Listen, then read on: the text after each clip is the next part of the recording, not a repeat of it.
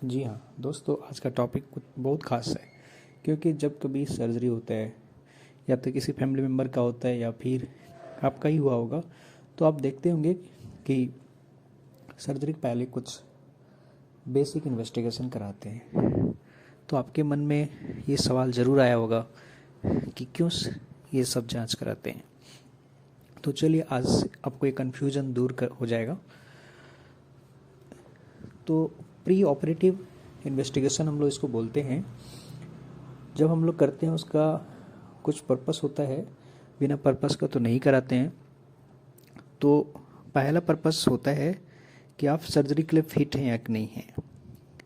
क्योंकि अननेसेसरली अगर मान लीजिए आप फिट नहीं हैं और सर्जरी आपको करा देते हैं या सर्जरी हो जाता है, तो उससे आपकी जान जा सकता है ऑपरेशन के दौरान या ऑपरेशन के बाद भी। तो हम लोगों को पहले इसको रूल आउट करना है कि आप सर्जरी के लिए फिट हैं या नहीं हैं। दूसरा चीज़ होता है कि ठीक है आप फिट हैं, क्या आपका वुंड प्रॉपर हील होगा या नहीं होगा, आपका वुंड हीलिंग में डिले होगा या नहीं होगा, ये चीज़ें देखना होता है। तीसरा हम लोग जो उसका बेसिक पर्पस होता है कि आपका ब्लीडिंग कंट्रोल होगा या नहीं होगा ऑपरेशन के दौरान, या ऑपरेशन के बाद भी आपकी ब्लीडिंग की संभावना रहेगी क्या। ये हम लोग का एम होता है। तो चलिए हम वन बाय वन आपको समझाएंगे विथ साइंटिफिक रीजन के साथ। तो आप मेरे साथ वीडियो में अंत तक बने।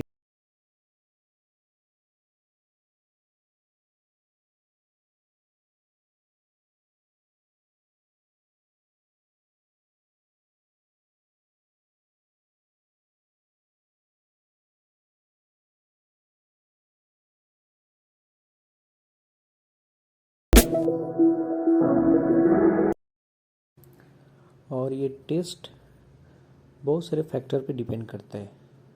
पहला जो फैक्टर होता है टाइप्स ऑफ सर्जरी, कि आपका कौन सा सर्जरी हो रहा है, माइनर हो रहा है, मॉडरेट हो रहा है, सेवियर हो रहा है।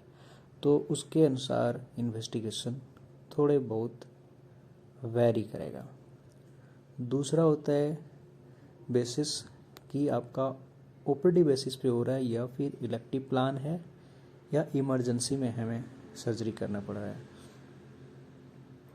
तीसरा फैक्टर जो डिपेंड करता है पेशेंट के एज पे डिपेंड करता है कि पेशेंट का एज क्या है, या तो वो चाइल्ड है या एडल्ट है या फिर एल्डरली है। तीनों में अलग अलग इन्वेस्टिगेशन करने पड़ते हैं, कुछ थोड़े बहुत। चौथा जो फैक्टर डिपेंड करता है कि कोमॉर्बिडिटी पेशेंट को है या नहीं है। अगर पेशेंट को पहले से ही कोमॉर्बिड है या पेशेंट को कोई कोमॉर्बिड कंडीशन है, जैसे शुगर, डायबिटीज, हाइपरटेंशन, थायराइड, सेकेट, इसमें हमें इन्वेस्टिगेशन कुछ एक्स्ट्रा करने पड़ते हैं। तो बेसिस का ये इन्वेस्टिगेशन का ये 4 बेसिस है। पहला जो इन्वेस्टिगेशन करा रहे हैं उसका पर्पस है डिजीज़ को कंफर्म करना, डायग्नोसिस को 100% कंफर्म करना कि हम जो ऑपरेशन करने जा रहे हैं वो डिजीज़ यही है। जैसे मान लीजिए अगर ब्रेस्ट का ट्यूमर है या कैंसर है, तो हम लोग बायोप्सी पहले कर लेते हैं ताकि ये 100% प्रूफ हो जाए कौन सा टाइप का कैंसर है या नहीं है। दूसरा जो पर्पस होता है वो पेशेंट का फिटनेस देखने के लिए कि क्या पेशेंट सर्जरी के लिए फिट है या नहीं है। मान लीजिए मेजर सर्जरी होना है, पेशेंट की कंडीशन ठीक नहीं है, तो हम लोग पहले पेशेंट को ऑप्टिमाइज़ करेंगे, कंडीशन को ठीक करेंगे। जब पेशेंट ऑप्टिमाइज हो जाएगा तब उसको हम लोग सर्जरी के लिए पोस्ट करेंगे। एक्सेप्ट जैसे मान लीजिए इमरजेंसी केस है, किसी को ब्लंट ट्रॉमा एब्डोमेन है, पेट में चोट लगी, आंत फट गई है या फिर बहुत ज़्यादा अंदर में ब्लीड हो रहा है। वैसे कंडीशन में जब तक हम ब्लीडिंग को सिक्योर नहीं करेंगे, सर्जरी नहीं करेंगे, पेशेंट स्टेबल नहीं हो सकता।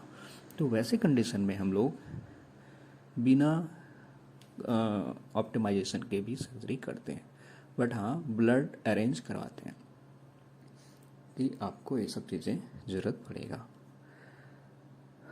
तीसरा जो बेसिक होता है वो पेशेंट का उंड का आउटकम, कि अगर मान लीजिए सर्जरी आपने कर दिया और पेशेंट का उंड ही ठीक नहीं हो रहा है तो हम उसको देखने के लिए करते हैं।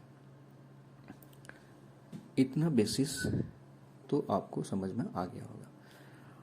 अब आइए सबसे पहला जो हम करेंगे किसी भी पेशेंट में वो करेंगे हम वायरल मार्कर यानी सेरोलॉजी कराएंगे, जिसमें से HIV-1, HIV-2, hepatitis B, hepatitis C, ये मिनिमम 3 हर एक केस में करेंगे, चाहे वो माइनर सर्जरी हो या मॉडरेट हो या फिर मेजर सर्जरी हो, ये 3 तो करना ही करना है। दूसरा जो टेस्ट कराएंगे वो कराएंगे उसका ब्लड शुगर, क्योंकि उन हीलिंग में ये बहुत इम्पोर्टेंट रोल प्ले करता है। तो शुगर तो आपको देखना है, चाहे वो कोई भी सर्जरी हो, ठीक है। तो ब्लड शुगर हम अच्छे से कराएंगे। तीसरा जो कराएंगे वो कोगुलेशन प्रोफाइल। कोगुलेशन प्रोफाइल में या तो BT-CT करा लो या PT है ना, आजकल हम लोग PT-INR करवाते हैं ताकि वो ब्लीडिंग इंट्रा भी देखने के लिए, जैसे लीवर डिजीज है उसमें ब्लीडिंग जल्दी कंट्रोल नहीं होते हैं, या ऑब्स्ट्रक्टिव जॉन्डिस है उसमें उसकी ब्लीडिंग टेंडेंसी जो होते हैं वो इंक्रीज होता है, कोगुलेशन फैक्टर डिरेंज रहता है, तो उसको हम ऑप्टिमाइज पहले करते हैं PT-INR के थ्रू, पहले उसको देखेंगे तो ये कराते हैं। उसके बाद नेक्स्ट जो कराएंगे वो डिपेंड करेगा कि सर्जरी अगर मॉडरेट है, जैसे हम उसका CBC कराते हैं, कंप्लीट ब्लड काउंट, उसमें हीमोग्लोबिन एंड उसका TLC काउंट देखते हैं। उसके बाद अगर हमें पेशेंट कार्डियक है या एज 60 से ज़्यादा है तब उसका इको और ECG कराएंगे। ये इम्पॉर्टेंट है क्योंकि उसके बाद कार्डियक कॉम्प्रोमाइज़ हो सकता है। उसके बाद चेस्ट एक्सरे कराना है अगर पेशेंट को कफ वगैरह है या पेशेंट का एज ज़्यादा है।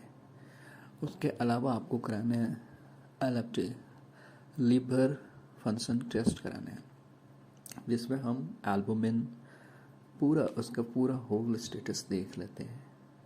उसके बाद नेक्स्ट जो कराएंगे वो RFT कराएंगे, रिनल फंक्शन टेस्ट, किडनी को देखने के, किडनी उसकी कॉम्प्रोमाइज़ नहीं है ना, क्योंकि जो ड्रग यूज होते हैं, एनेस्थीसिया यूज होते हैं, वो भी किडनी को, कुछ जो होते हैं ड्रग वो किडनी को इफ़ेक्ट करता है, तो हम उसको पहले ही रूल आउट कर लेंगे। उसके अलावा जो करेंगे हम सीरम इलेक्ट्रोलाइट कराएंगे। सीरम इलेक्ट्रोलाइट हमारे बॉडी में per day in fact hourly change करता है, तो उसको देखना बहुत ज़रूरी है। हमारा बॉडी फंक्शन जैसे हार्ट का प्रॉपर फंक्शनिंग या फिर रीनल का प्रॉपर फंक्शनिंग या CNS का फंक्शनिंग बहुत हद तक इलेक्ट्रोलाइट पे डिपेंड करता है। अगर पोटेशियम का लेवल रेज हो जाएगा तो कार्डियक एक्टिविटी चेंज हो जाएगी, या फिर पोटेशियम का लेवल कम होगा तो भी कार्डियक एक्टिविटी चेंज हो जाएगा, और ब्रेन का पैरामीटर भी चेंज हो जाता है। और